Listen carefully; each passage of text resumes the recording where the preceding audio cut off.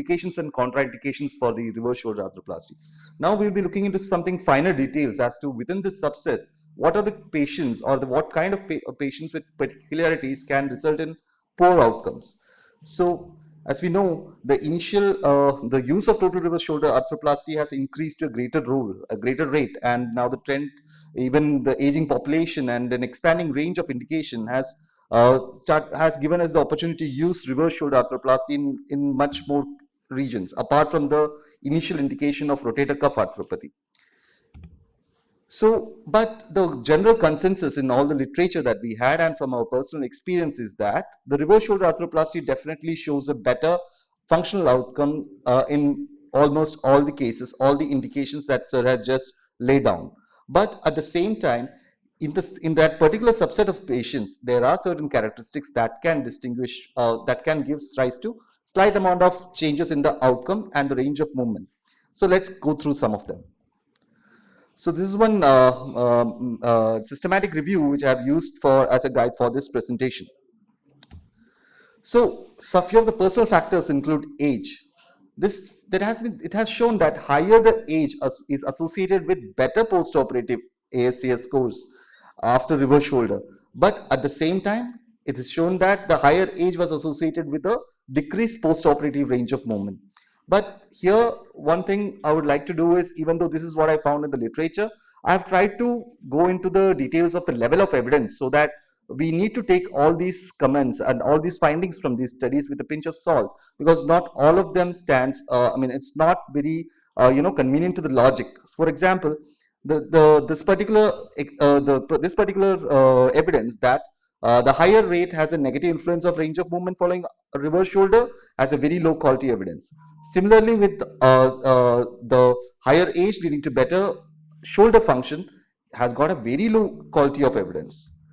Similarly, few studies have shown that the male sex is associated with a lower postoperative improvement when looked upon by the patient PROMs, and then it also showed that there are actually conflicting studies showing the postoperative range of movement based on the gender.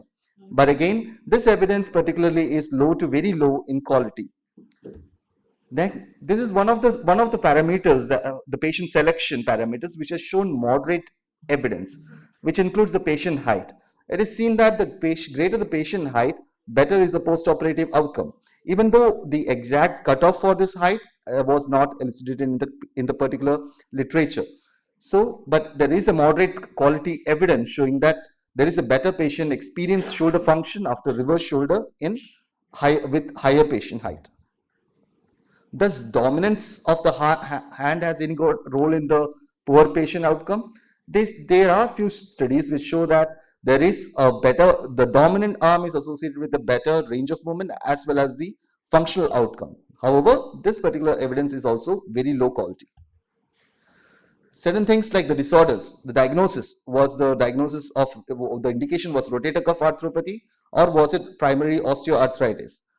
Two studies we could find which shows that the cuff arthropathy is associated with a better postoperative function. However, one study showed that the cuff arthropathy has got a better functional score has got a lesser score as compared to the primary osteoarthritis. Not much significant evidence here. Does prior surgery play a role?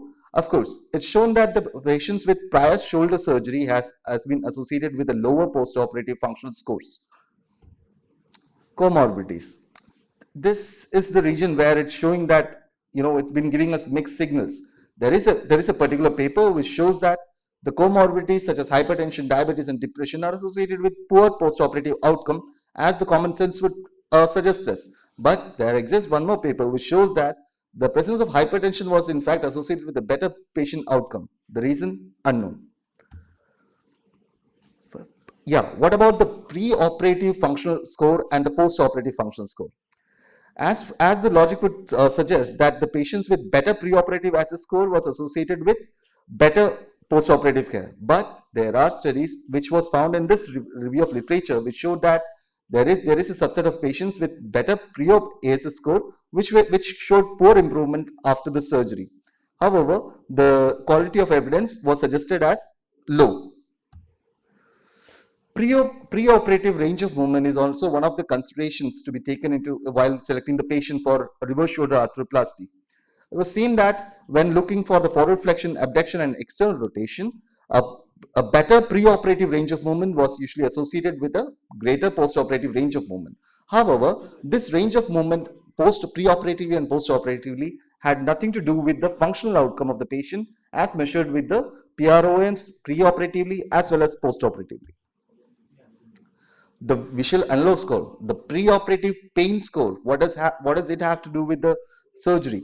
The higher the preoperative VAS score was associated with actually better postoperative functional outcome in the score, as we would think, suggesting that the patient was suffering a lot preoperatively, which after the surgery, the patient related outcome measures were much better in them. Few other studies showed that in study conducted from 2015 to 2018 with minimum of 2-year follow-up, they added few more parameters to this, like the presence of primary osteoarthritis, in the availability of private insurance, and a higher preoperative AACS score was associated with excellent outcomes post the surgery. However, some of the poorer outcome measures were the patients who have workers' compensation status, the preoperative diagnosis of depression, cuff tear arthropathy, preoperative substance abuse, especially opioid use, a higher number of allergies were associated with poor outcomes. Here, what I would like to summarize is that wherever indicated, as seen in the previous lecture, the surgery has shown remarkable increase and improvement in the function as well as the scoring system. But there are certain factors which are not, it is not a determining factor, but it definitely helps in counseling the patient as to how much improvement in function that one can expect. So based on the evidence, moderate evidence can be given only for 2 factors. That includes a preoperative range of movement and the height of the patient, which has a positive effect on it. So this can be used as a guide for preoperative counseling. Thank you.